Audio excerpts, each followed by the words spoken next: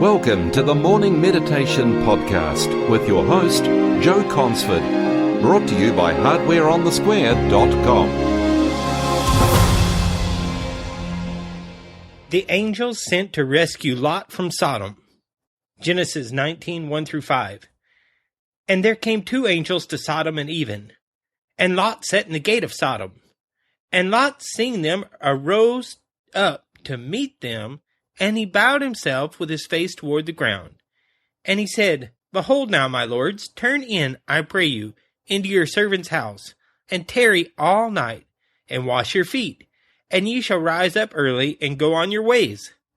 And they said, Nay, but we will abide in the street all night. And he pressed upon them greatly, and they turned in unto him, and entered into his house, and he made them a feast, and did bake unleavened bread, and they did eat. But before they lay down, the men of the city, even the men of Sodom, compassed the house round, both old and young, all the people from every quarter. And they called unto Lot, and said unto him, Where are the men which came in to thee this night? Bring them out to us, that we may know them. This is one of the tragedies of the fall. Man has, since Adam's fall in the Garden of Eden, gone downward spirally. Man is not evolving, but devolving, meaning he has ever since been in a downward spiral because of his fallen nature inherited from Adam. Man denies this claim. He says that man is evolving and showing this in the progress he is making in most all of the sciences. However, since Cain killed Abel, man has been at war with his fellow man and is never satisfied with victories won or scientific accomplishments. It is never enough, and some of man's greatest discoveries are used first and foremost to exercise war and kill those with whom he disagrees. Lot's plea with the angel. It was a plea to enter his home for protection. It was a city given over to homosexuality. Lot convinced them to enter his home, and he prepared a meal for them. This plea with the angels was to protect them from personal attack from men who wanted to know them. This does not mean make their acquaintance. They had sexual perversion on their mind. Next, Lot's plea with the men of Sodom. Verse 5-7 says, And they called unto Lot, and said unto him, Where are the men which came in to thee this night? Bring them out unto us, that we may know them. And Lot went out at the door unto them, and shut the door after him, and said, I pray you, brethren, do not so wickedly. First we see the revealed purpose of these men. Bring them out to us, that we may know them. The words know them means to know a person carnally. Second, the total unreasonableness of the men of Sodom. We see that in verse 6. And third, Lot's statement reveals the real intent of the wicked men of Sodom was to know these men, angels, in a homosexual act. Genesis 19, 7 and 8. And said, I pray you, brethren, do not so wickedly. Behold now, I have two daughters which have not known men. Let me, I pray you, bring them out unto you, and do ye to them as is good in your eyes. Only unto these men do nothing, for therefore came they under the shadow of my roof. Lot offered his daughters as a substitute for his guests. I can't imagine a father offering his virgin daughters to be sexually used to keep these wicked men from harming the angels who had come under the shadow of his roof. I think I would have taken one look and said to them, You're on your own, fellas. The lost influence of Lot. Genesis 19:9.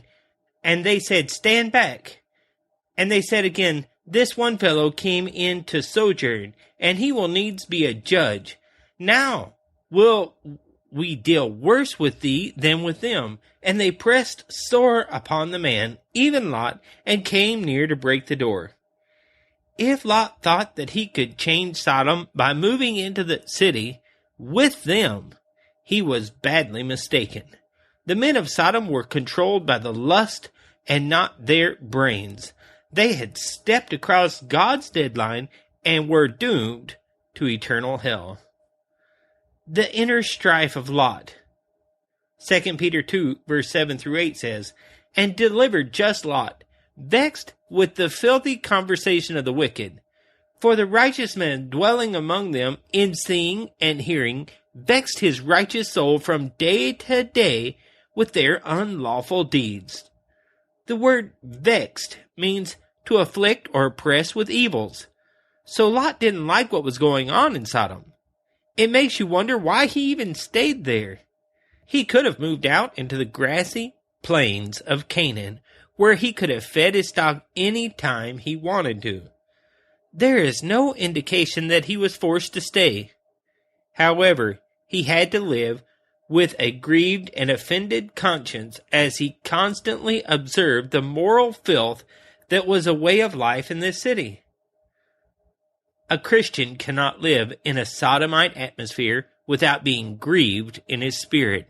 Acts 17:16. Now while Paul waited for them in Athens, his spirit was stirred in him when he saw the city wholly given to idolatry. Lot's deliverance.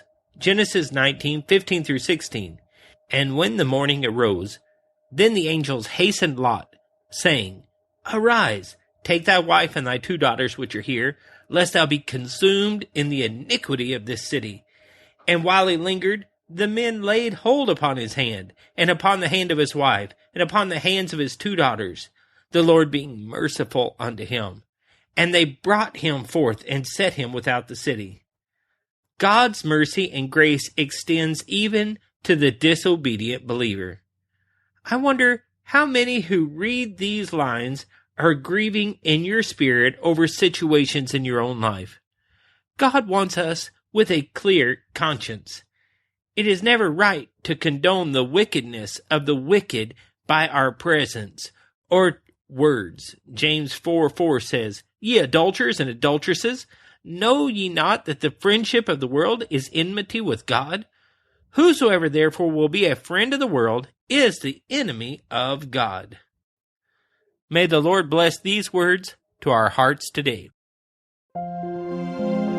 Join us each day as we meditate on the Word together. Be sure to subscribe and leave an objective review on your favorite podcast player app. You can always find us on the web at hardwareonthesquare.com/podcast.